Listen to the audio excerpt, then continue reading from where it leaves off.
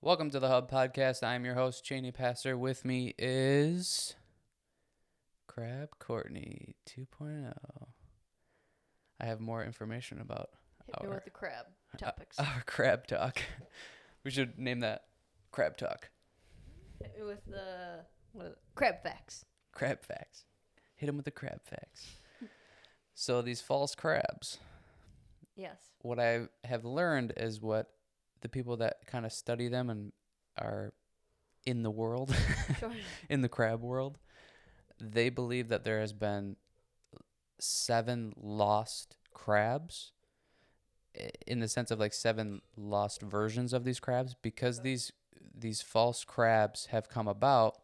What these crabs do is they will re-evolve, but they're almost evolving away from what a standard crab is. And that's also part of what makes them false crabs is as they evolve, they start to become more elongated. So if you think of like a lobster, that elongation, it's not a lobster, but just for visual, they start to become more that way, more elongated and kind of a different looking thing almost. And what they believe is that there's 7 lost crabs because of this re-evolving. They're getting away from, it's like as you evolve, you're not you anymore type of thing. But they are more dramatic in the sense of like their whole body changes and their structure changes and that sort of thing. So like Weird. you have a standard crab and what that looks like. And what these false crabs do is they kind of evolve away from that look and they become more elongated. So what they think is like it started at this and now it's evolved to this different looking thing. So they've lost that version of the crab now. Oh, okay. I gotcha. You know what I'm saying? I gotcha. Yeah. To where the true crabs continue to evolve forward.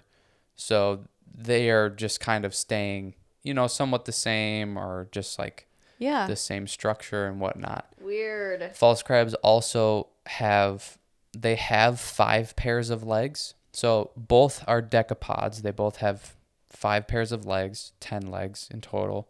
But with these false crabs is you can identify them from true crabs by the false crabs don't use like one pair of their legs. They typically have that hidden and tucked up behind them to where then they only walk like on their 4 pairs or maybe on their 3 pairs and use the 4th pair for pinchers.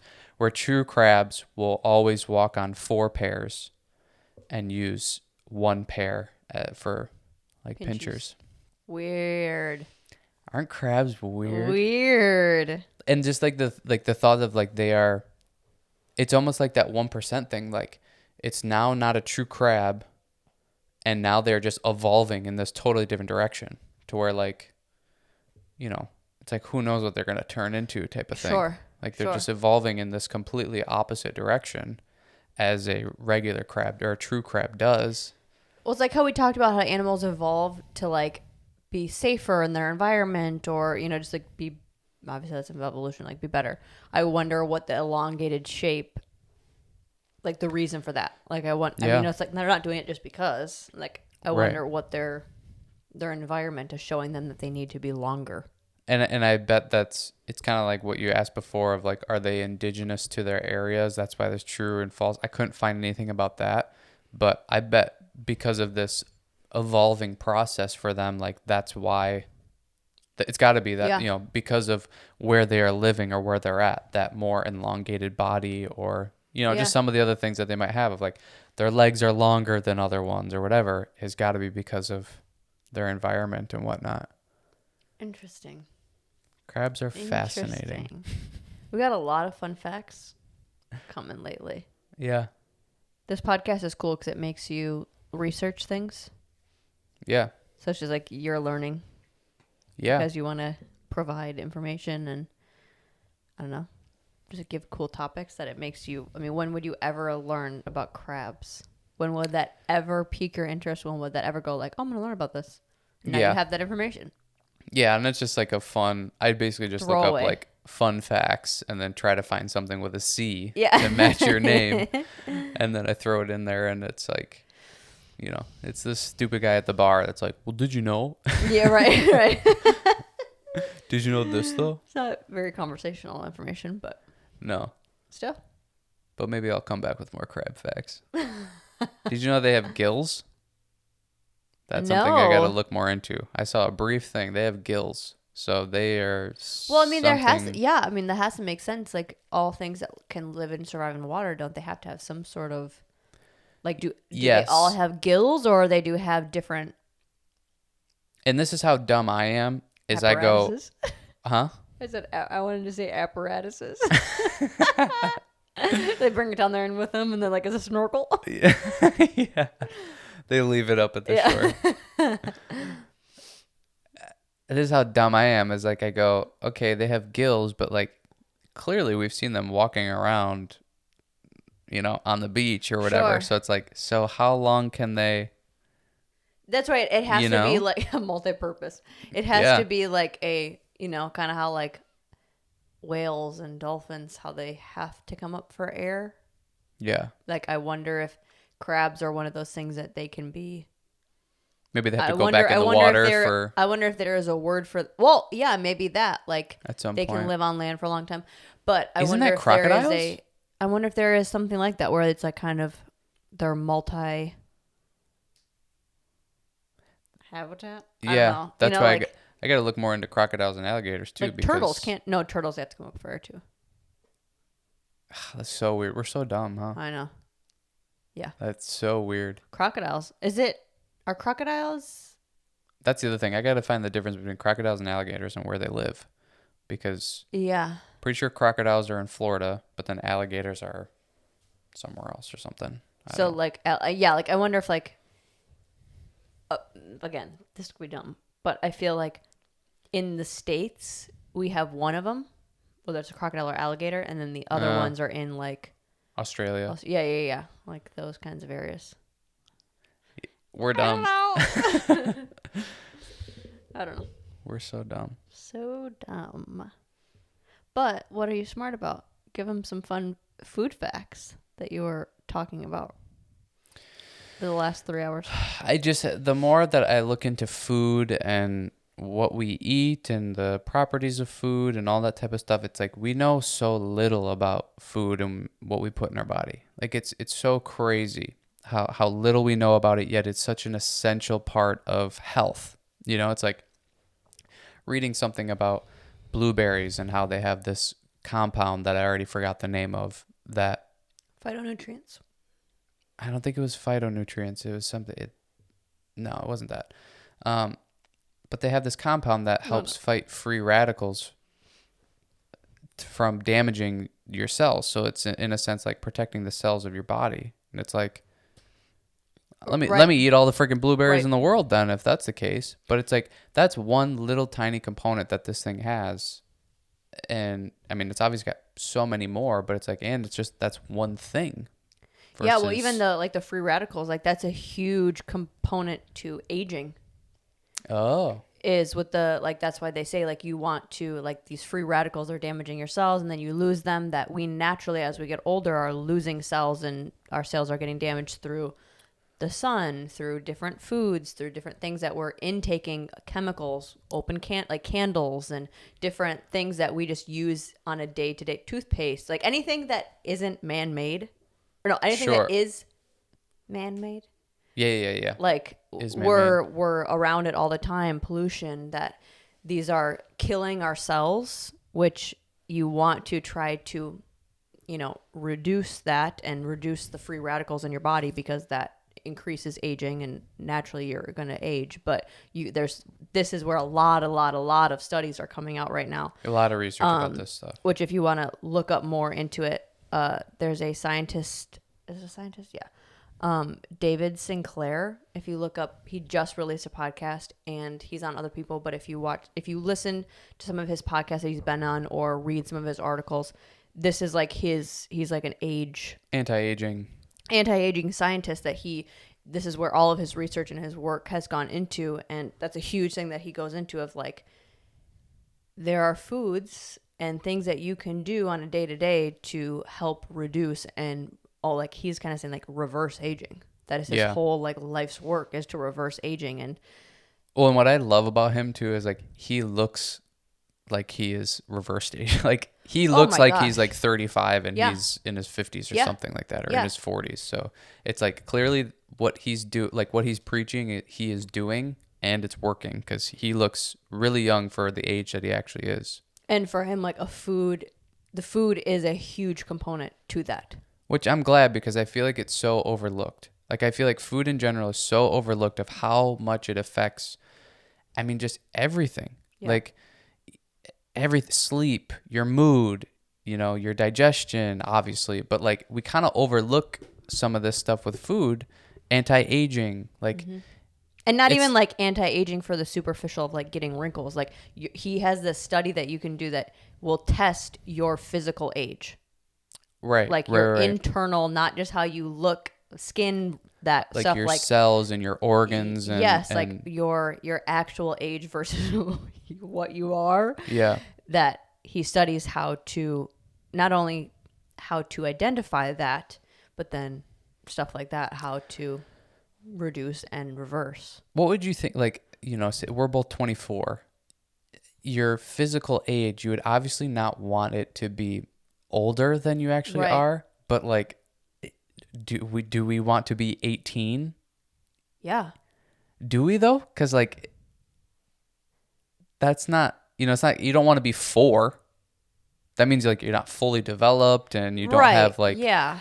certain things that Sure. are maybe so it's like that's Sure. kind of my question, I guess, is like how young do we want to be physical age wise? What is like You the know, optimal age? is it like I'm 24, so you want to be 24, but if you're 45, you want to be 24?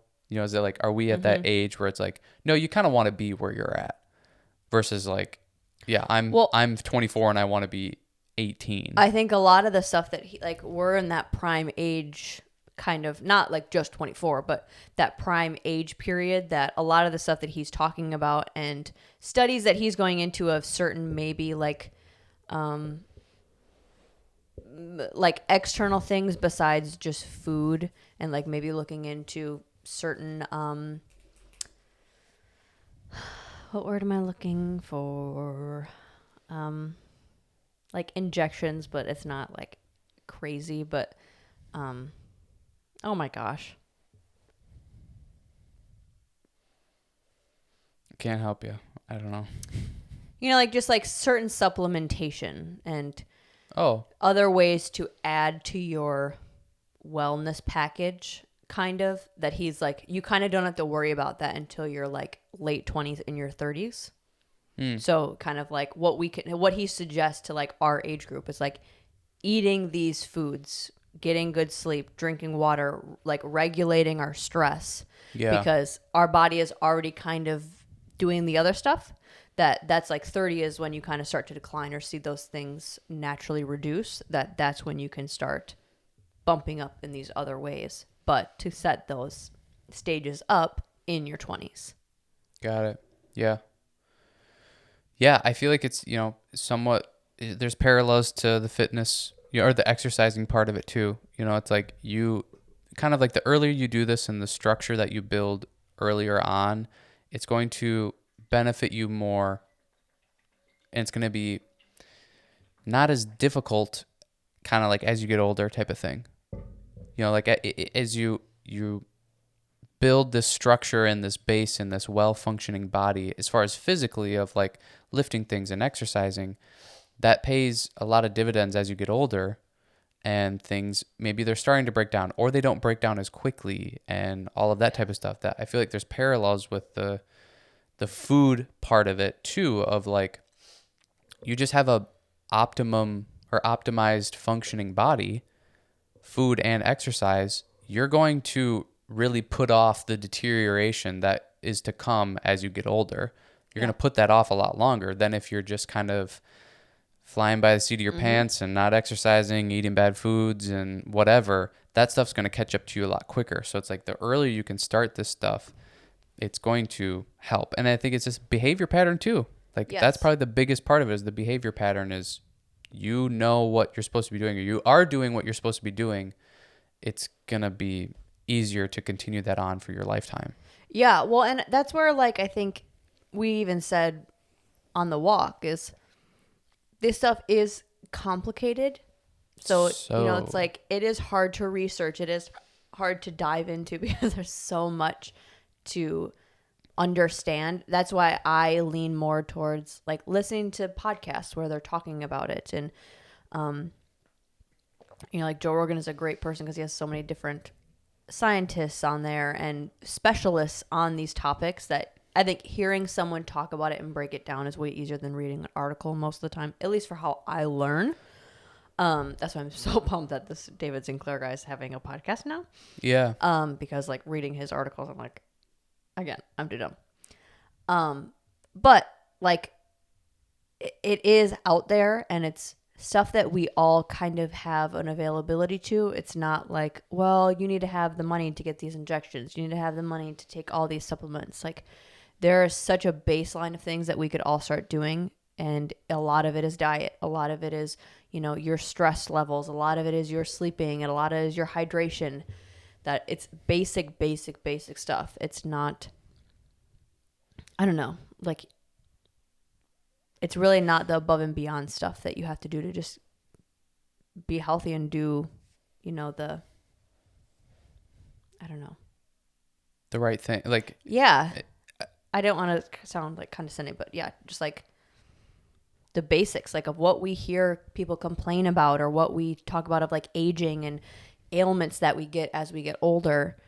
A lot of the stuff is within range of the yeah, solution. Like the yeah. solution is within range. And I think we want too much of an easy fix a lot of the time.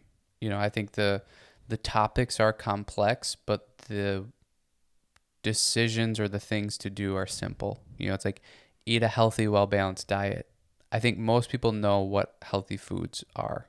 It's kind of like what we talked about before of, is it trying to be sold to you? Like nobody's going to try to sell you an apple. Like we kind of know fruits and vegetables, lean meats, as far away from processed as you can get. If you're doing that, you're probably going to be eating a healthy, balanced diet type of thing.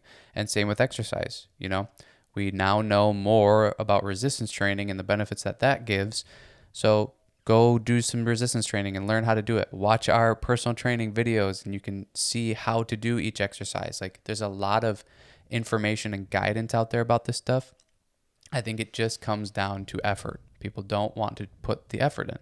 They want it to be well, let me take a pill to lose the weight, or let me just go run on a treadmill for 30 hours a week and lose the weight, or let me do this, that, whatever. They want the secret sauce. They want the I got my perfect macronutrient profile meal right here in this package. And that's just not how it goes. It's not how it Right. works. We typically know what to do. It's just a matter of putting that effort in. Yeah. Well, and really like, I feel like when those problems come up, we go to the simplified form for the solution. It's like we become overweight and we look at, I don't know, like we obviously know like the certain processed foods and cookies and donuts and pizza and all these like obviously unhealthy foods is like, okay, yeah, I don't need to eat that, but I'll eat it every once in a while, but I'll just eat the healthier version of it. I'll eat the fat-free thing. I'll eat the low carbs, the low sugar cookies. But then you're like, oh, I can never eat an apple. I can't eat Too much bananas. sugar in I an can't apple. have fruit. Yeah, There's so much sugar in fruit. Too much sugar. Or like, no, I can't eat potatoes. It's too starchy. It's like, okay, well, you're also eating the like low carb brownies and the low carb muffins, and it's like, but then you can't have a potato or you can't eat fruit. Yeah. It's like you're looking at the wrong reason. Those things were not the reason that you're here. Right. So they're not going to be the things that get you, like, you didn't get overweight because you were eating too much fruit. Right. It's because of all this other junk that you were putting in your body. And now you're keeping that junk in your body, but you're just finding a cuter way to eat it. Yeah. And that's where I'm kind of on the side of, where I am on the side of the consumer a lot of the time is like, we're so tricked all the time. We're so tricked. We're marketed these things that are, yeah, it's low carb, it's low fat. It's this the whole attack on carbs right now is just where we're at, and it's like they do these tricks to sell you something that fits the narrative of what's going around. Oh, so the consumer wants low carb stuff. Well, guess what? We can make a whole bunch of that. And we get tricked by it. So we get tricked by the low carb brownie and the organic whole wheat or whole grain brownie and low sugar and yada yada yada. And we're not looking past the package of like, hey, this is That's a good title. Looking past the package. we're not looking past it of like, there's no whole food component in this low carb brownie. Like, and that's where I think people don't maybe make the connection or don't want to admit to the connection of, like you said, you didn't get into this predicament, whether it's overweight or it's diabetic or everything in between. Like, you didn't get into this predicament by eating too much fruit or eating whole foods. You got into this predicament by kind of getting tricked by these whole grain brownie, cookie, whatever thing, granola bar. What gets you out of that is eating a whole food, balanced, I'm mixing up all the adjectives, diet. It's eating the real food, not this processed stuff. And I don't think people make that connection. I think they go, okay, I really need to lose weight, or I need to get out of my, diabetic thing if I'm able to. And they go like, okay, no sugar, no carbs. So they stay away from fruits, they stay away from any sort of grain or anything, even if it's the whole foods, and they go to these even more processed things just because it says 0 sugar, 0 carb on it, and it's this packaged bundle of oil. And it's just like, that's not the way you get healthy, or that's not the way you become or stay healthy. How you do that is by eating the stuff that comes from the earth. Yeah, I think that's something that I don't know, like where the fitness industry, I think, and we're not really a part of this so much because I don't think we get people fighting us on diet as much as it's like the working out part of it, aspect of it. At least I don't. Like, no one really questioned like when I would suggest food stuff, or I just wouldn't, because that's also like you don't really get to do that much. But it's crazy how the fitness industry is the people that do, I think, research this stuff a little bit more or look into it, yet we're taking our diet advice from doctors or, just like people that haven't researched it. Yeah, simply. or like they don't. It's unfortunate to say, like, I wouldn't go to a doctor for food advice, but I wouldn't go to a doctor for food advice.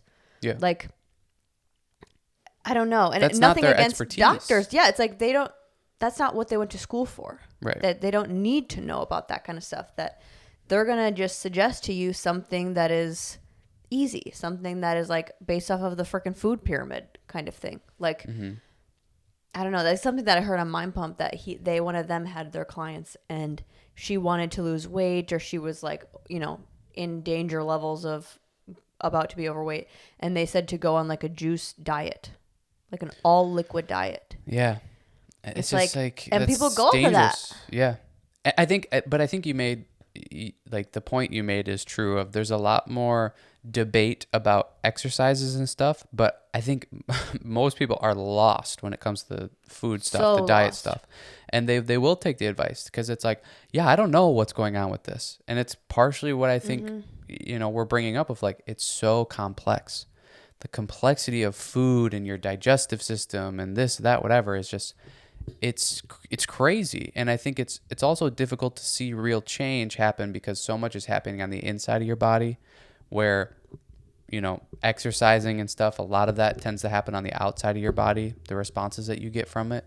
So it's just it's a complex thing. And for me, it's like I did a little bit of looking in and like trying to ask questions on the internet type of thing of, what is real, what is not, and what more. And it's like my interest with the food stuff is becoming more and more that I would like to be able to give more information on here about it, because I feel like we're pretty good with the exercise stuff. Almost everybody's on board with the resistance training and wanting to do that. They just maybe don't know how to. Sure. To where I think we can help. Where the diet stuff, man, is everybody lost? I mean, the one thing that I looked up that started my whole snowball of this was, there's this idea that like you have your plate of food, and there's something, I don't know where this came from, but people were saying to eat the protein first because your body digests that.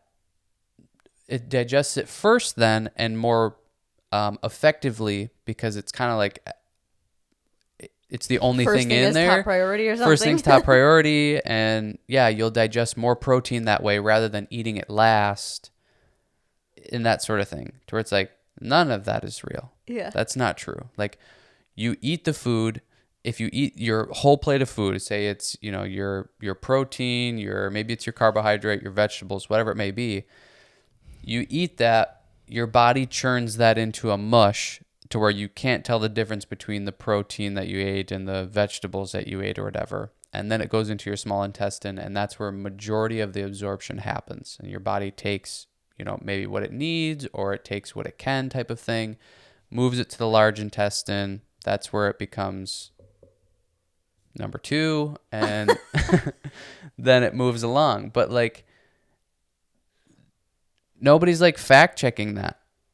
It's like that was a Sure. narrative that went around for years of like, well, eat the protein first because you'll absorb it and you'll digest it more than if you eat it last type of thing. And it's like that has no validity to it. Mm-hmm. And it's like I think it's this, we don't look into it a little bit further and look at the actual studies of it, or see if that's a thing. Go to the scientists or the people that knows this stuff. It just becomes this weird narrative, just like carbs are bad becomes a narrative, and people just run with it, and then everybody starts to sell you on it, and it's really odd. And there's a ton of like those types of things, those types of narratives that are out there that I want to just like pluck those and go, okay, let's actually look into this and see what this is, and see what's going on here, and see if there's truth to it or non-truth to it. That's one thing that I think we as a society need to do more, and like me definitely included in this, is question everything and do your own research. Don't just believe it because someone told you that it was truth. I think, not to bring it up, but I think this COVID thing is a huge example of that, of like, we just take with whatever we hear.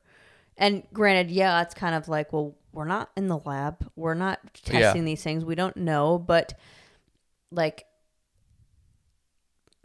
I don't know. I think if you used more logic sometimes, I think we would see past the silliness of it. Like even just the food thing. Yeah. Like it all goes into your stomach, and then it's like a blender in your stomach that mixes everything up. It's like, you think your body is smart, but do you think it's that smart that it's gonna go, oh, I'm gonna use the protein first because that was the first thing in my body, and then I'm gonna take that? It's like, if that was the case and our body was that smart, none of us would be overweight.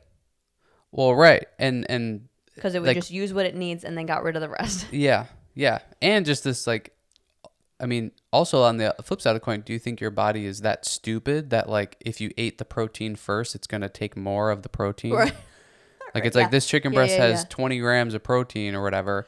If I eat it first, I'm gonna get 19 of them. If I eat it last, I'm only gonna get 10. So I gotta eat like you said, the logic of it is really weird. And another example of like, we think that this thing that was made in a lab and then presented on the shelf as a granola bar is more healthy than the thing that grew from a tree over here and is an apple. Like, what are we doing? But yet we go, oh, but the apple is super sugary. Right.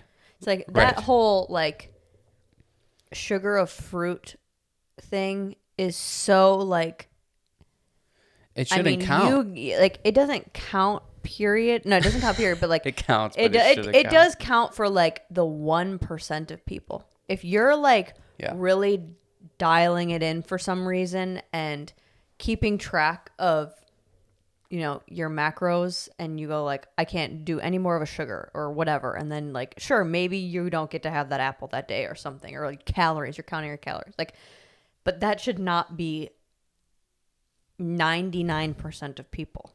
No. And I think that's what's amazing about these whole foods is they tend to have all of these balancing acts within them. Like the apples, most fruits, they're super sugary, but they also, a lot of them have the components that help you regulate your blood sugar levels. So it's like the world is very balanced as to what it does. And then when it comes to food, whole foods, it's the same sort of thing of, okay, we're going to give this thing a lot of sugar, but guess what? We're also going to give it a lot of this component, a lot of this mineral or vitamin or, whatever it is to balance that out so that this person can consume it with ease type of thing. It's amazing that, it's like the technology we could never build type of thing. It's already here for us. Don't overcomplicate it and try to do something else. I mean, we just talked about how animals are so good at evolving. Yeah. It's like plants, same. Like, yep. They know how to regulate within, and they know how to regulate for like how our body consumes it. Of like you said, like most fruits are higher in sugar, but also they have certain components that help you regulate your glucose levels. Yep. So it's like, okay, and also the benefits that we get from it. Now we're missing out on all these amazing benefits and vitamins that you get from those foods because it has a lot of sugar. Right. It's like you're so focused again, on the one. Dive deep. Yeah. Ask the questions. Yeah. You're so focused on the one simple component of sugars or carbs, and you're completely getting rid of all of the other things that this item brings to you. That's amazing. It's like you kind of got to look at the whole picture of it. Yeah. Yeah. And I know it's hard to like have a life. I don't want to be researching articles and Yeah. diving into it. Yeah. But well, and that's why I do think there is a point of like, then watch our podcast. Watch a podcast that'll explain it for you and break it down and give you the bullet points. But I do think that it is an importance, and it should be more of an importance to regular people. Regular people meaning like we should be researching this. It's our job. It's our passion, profession, whatever. Like you working at the bank. No, I don't think it's your duty to like learn about this stuff. But I think it's something that you consume every single day.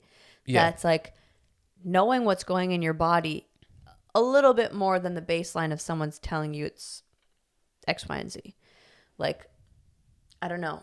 I feel like the solution is right in front of us and we're not taking it because we don't want to just do a little bit of the research. It's like food's really not going to change that much. So it's like you do the research now, it's probably going to stay that way. Yeah, well, and that's just what I'm curious about, or I wonder is like, is it about doing the research, or is it just we want it to be easy? Because like we all know apples are good for you. We all know that vegetables are, fruits are, lean proteins are, like plant proteins are. That's like, true. We yeah. we all know this. Why are we not doing it? Yeah, that is very true. I'm thinking of the like, again, going back to that tinier percent of like, oh, these vegetables could help me more right now. These fruits could help me more right now. But that is so like, you don't need to know that to have common health. Right. To have yeah. So never mind. Baseline level of health. Yeah. Good health. It's do these things. And, I think it could be we're beating the same drum or beating a dead horse, whatever it is. And that's just going to be the hill we die on, and we're going to hear it over and over again. But it's like, eat whole foods, period. And you'll be okay. Like, eat whole foods and try to balance it out. Don't go crazy with your whole diet is fruit. Don't go crazy with your whole diet is vegetables or, that sort of thing. Be balanced and you're going to be okay and you're going to get to where you want to be type of thing. Yeah. I think one other thing that kind of went into the food talk or the food research for me was there's kind of conflicting anecdotal thoughts or opinions or ideas about like should you cook your vegetables versus not cooking your vegetables. Hmm. And this one was interesting because I didn't really have anything. I didn't have an opinion or an idea or really heard of anything of one way or the other. If you know, I think the narrative right now is that like if you cook your vegetables, you're depleting a lot of the nutrients from them. So then you're not getting as much after you eat them or as you eat them, whatever. Um, to where there is some truth to it of like as you cook them, the heat is taking away some of like the water soluble vitamins in there, like your vitamin B and vitamin C. Um, but what's really interesting about it is there's some vegetables that actually become more nutritious after you cook them, like tomatoes. If you cook tomatoes, their antioxidant levels increase by something crazy, like 180% or something. They become more digestible for you, and you are able to absorb more of the antioxidants from the tomatoes. So there's also the flip side of the coin of like there's some of these vegetables that if you do cook them, they become more nutritious. They become because they become easier to digest and they become easier to absorb. To where there's also some on the opposite end where the vitamins that you're getting from that you want from it, you're actually cooking out of them. So I think there's so many, obviously there's so many vegetables. So if you're interested in it, you want to look into it further, maybe the vegetables that you do cook or don't cook, look into it of like, is it more beneficial to eat them raw or cooked? But there's not really a general consensus of like, don't cook them or cook Mm-hmm. them.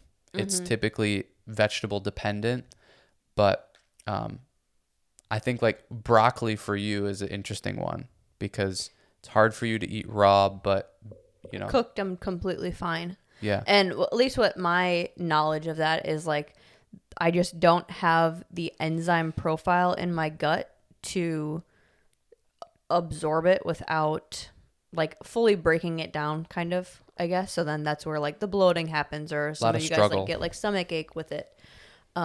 But doesn't mean that like, oh, that's the way that I am.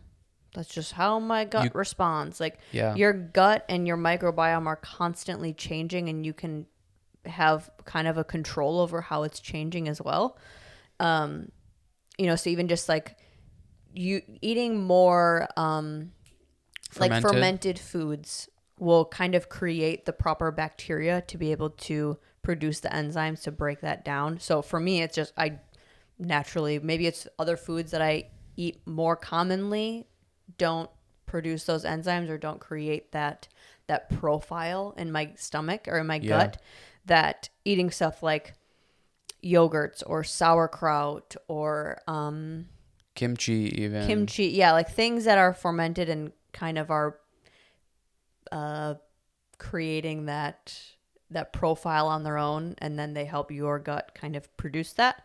Then I would be fine to like say eat something like a raw broccoli or whatever. But I do have to do a little bit extra to create that environment in my body. And I think that like those are all that's individual to each person too. Like you with broccoli, if I eat raw broccoli, I don't really notice that. I don't really have that. But that's why I think this again, the awareness that we always talk about of like that can help you to kind of see what specific things might be irritating you instead of this like, oh, I just feel bloated or I feel gross or this hurts or whatever, not really knowing why. um, that's where I look to the diet right away and maybe looking towards like the fruits or vegetables. Hopefully that is what you're having and it's not just a bunch of processed stuff, but even the fruits and vegetables like broccoli can cause some issues if eaten raw, or I mean anything really can be that thing for you. So being able to dial that in and go, okay, well, I can't have this raw. And if you're not really wanting to put in all of the effort to try to change your enzyme Mm-hmm. profile, your micro profile, like you can just cook that vegetable and see if Yeah. that ends up being okay because you're still getting nutrients from For it. sure. It's not like you're cooking all the nutrients out and there's nothing, you're not getting anything from it. You're still getting a lot of stuff from that. It just maybe is more of like the water soluble stuff, like the vitamin B and C that you're losing out of it. Sure. Which I think if that's something that you don't want to work on, or you don't like the things that I, talked about of the fermented food, and you're like, oh, no, I can't even handle that. So it's just going to be what it is. Yeah. Looking up ways that, okay, what foods are higher in vitamin C and vitamin B. Right. So then it's kind of like you still get the You're benefits balancing. of the other benefits of the broccoli. Maybe it's not the B and C, but then you can get the B and C from something else. Yeah. Because, like certain things like spinach is one thing that I can eat raw, but it sounds like the iron levels boost once you cook it. Right. Things there are minerals, I think it was iron, zinc, and magnesium in spinach. Go up when you cook it. It's either something like they go up or they become More digestible? more easily absorbable, so you end up absorbing more than by eating spinach raw. One of them that, or two of them that I thought was interesting, was onion and garlic. Is actually you're able to absorb the nutrients from them better raw than cooked. To where I feel like, I mean, at least us, I would guess majority of people use onion and garlic cooked more of the time. Sure. So Yeah. if you're able to maybe throw onions in salads, or raw onion or garlic in salads or other things that you do, you're going to be able to absorb more of the nutrients from those uncooked. Yeah. Which I is love interesting. roasted garlic. You brought up the like the fermentation and the healthy bacteria that you get from it. That was one of the other things that's, I feel like, starting to become more an awareness, is this resistant starch stuff that super, super good for feeding those bacteria in your gut. Are they? Okay. So the resistant starch, a lot of the time, or one common way or easy way to increase your resistant starch is by taking your starchy foods like potatoes, and rice is another one. You cook them and then you cool them and then eat them cold, type of thing.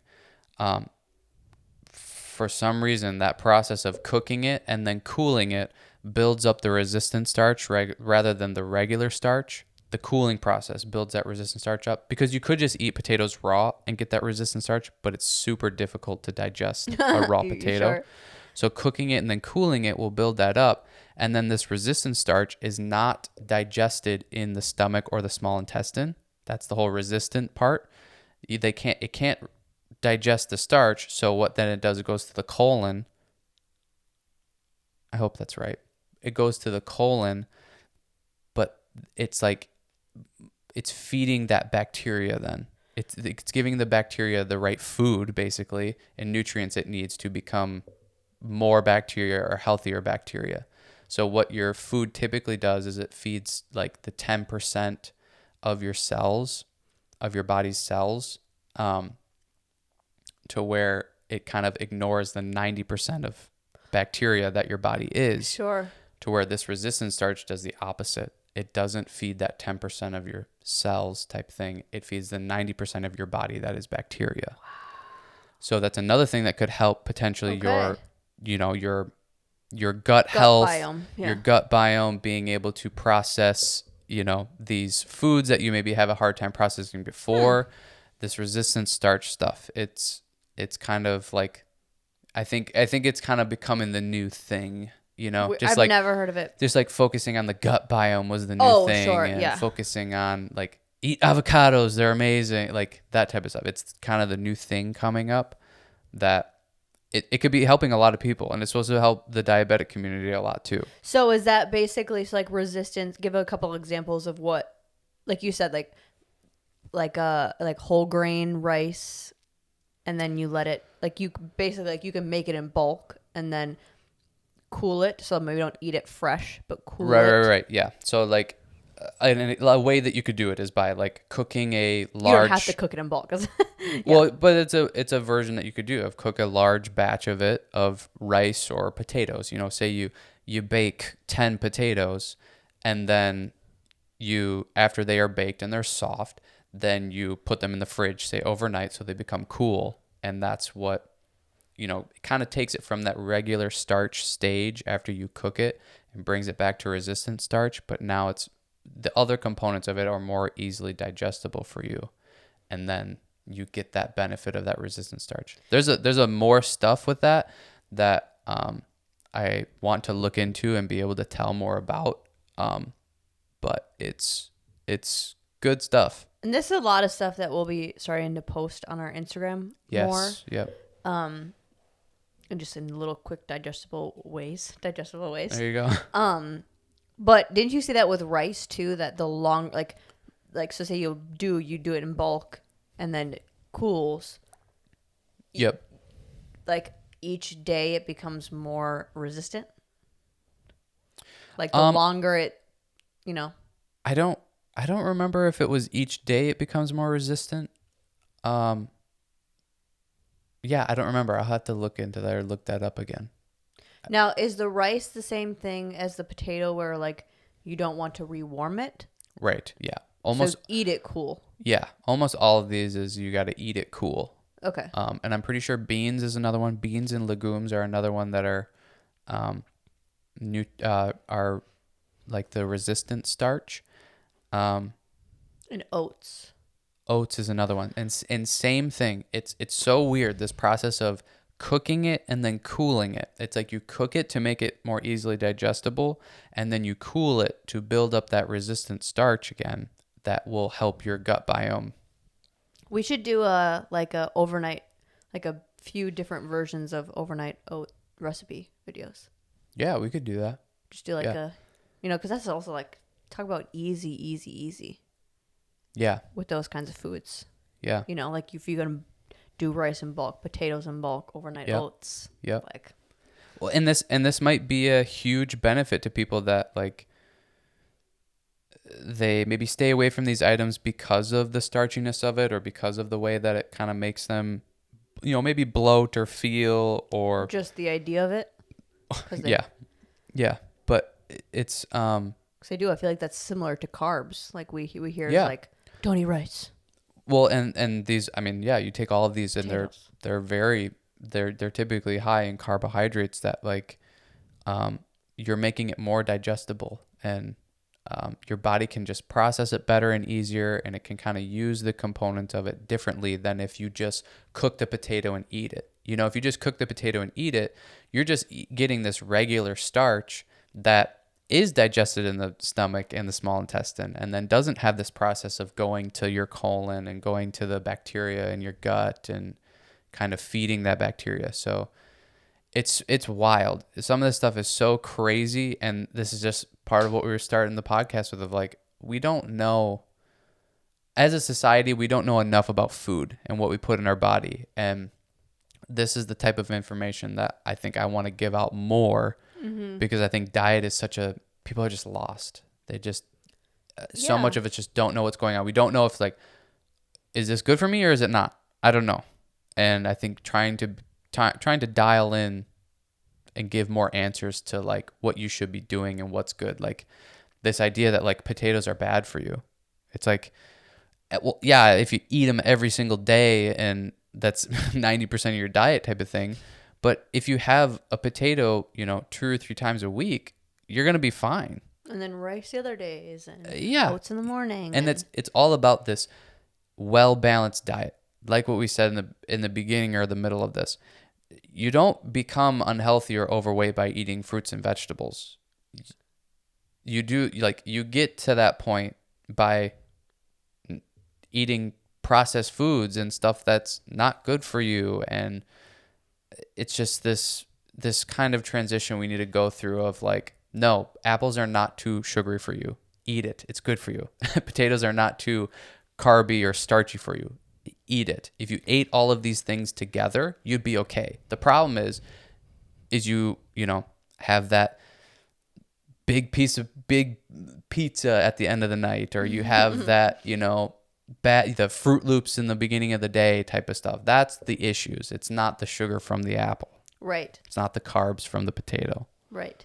I'd be I'm curious if the homemade sourdough, because that is fermented yeast, I wonder if that would have the same reaction, or if it's like because it has been cooked, kind of like it's like with baking it. I wonder if Yeah, maybe that the changes it, anything. from what I've seen or read is heat kills enzymes, and heat kind of it takes the water soluble stuff out of it. So my guess with that would be that yeah, it would kind of kill those um, like the healthy bacteria from, or maybe it just kills a lot of the healthy bacteria from the fermentation, not all of it, Yeah. because that's also the case too. Is it's like you're not getting zero vitamin B or C Sure. when you cook these vegetables. You're getting some. It's just reduced. It's just a little bit's getting cooked out. Um, I'll have but to look yeah, that up. I wonder how that works.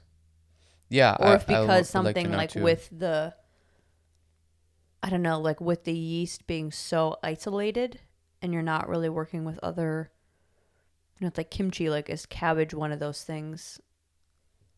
Or not the kimchi, but like, well, yeah, I guess kimchi too, but like the sauerkraut, like, I don't know.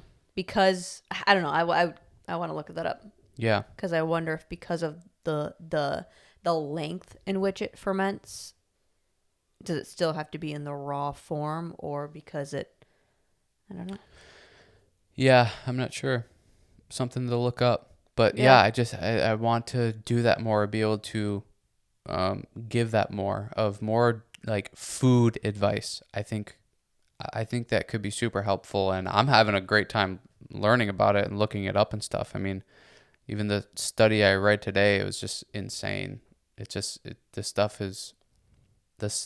is crazy, and I hope I can become more articulate with it and more knowledgeable in what I'm saying, so it makes more sense, or I can kind of back up my words a little bit better or more. But um, I don't know. I think it could be really helpful because exercising, people can, that's pretty simple to understand, I think. But the food and the diet stuff is really complicated for people. Mm-hmm. And I think being able to find ways to kind of like, I know for a fact eating a whole foods, well balanced diet is the way to go.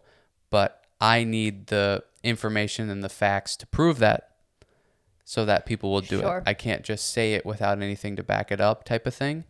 Um, so yeah, I want to be able to do that and give more of information like this episode of like, hey, look into this resistant starch stuff. Like if you're staying away from these items, you might be able to introduce them back into your diet. And same with the fruit and vegetable talk. Should you Don't be cook? scared of them. Yeah. Should you cook them? Should you not cook them? Should you eat the protein right away in the beginning of your meal versus, not like being able to answer some of these questions and like also give more. Yeah, because I think it's something that we could possibly be missing out on. I was totally that person. I'm still a little bit that person that I'm trying to rewire my brain and my thoughts about it. Is I was definitely that person that's like, oh, I can't eat fruit. Or like, no, I can't because I had an apple today. Or like, I had some berries this morning. So like, there's no way I could possibly have a banana also. Are you crazy? Yeah. Or like, That's another one. Green bananas. The green non-ripe bananas are high in resistant starch. So if you eat a banana as it's green, and you can kind of tell like it's tougher, it's harder, mm-hmm. has that resistant starch that, my opinion after reading about it, you should be looking for a little bit if you're not getting that in your diet. As it becomes more yellow, that resistant starch turns into sugar. How weird. How weird is that? I would love to know if like blending it, doing something like where you're changing the composition of it, does that Keep it, alter, yeah. the resistance level? Because I think, yeah, like doing like, I don't know, like pancakes with it or blending it with smoothies, that'd be a great way to use the green. It's like it's harder to eat or maybe not taste as good. Yeah, it might be a little bit. Just Um, throw some peanut butter on it, you'll get through it. that's true. Yeah, you could throw it in your morning oats on top. Yeah, there you go. Yeah. Yeah. I think it's easier to understand the resistance training because you can see it on your body a little bit more. Yeah, The totally. food, unless you are really, and even if you are really dialed in, like you don't know what's going on with your cells. And if you do, tell me how you're doing it because I would love to know. Yeah. But You're getting tests every week yeah, then. yeah. Yeah. Yeah. But it's very important. It's something we do every single day as we eat. Totally. And I think that's why it's kind of baffling to me, especially after looking into it a little bit more recently, that I'm like, I need to look into this even more so, because even for me, like, I'm putting stuff in my body and I'm like, I don't know why. I just you kind of feel like you're guessing. And I think that's where a lot of people feel right now is I'm just guessing. I'm guessing that this is good for me, and we'll see.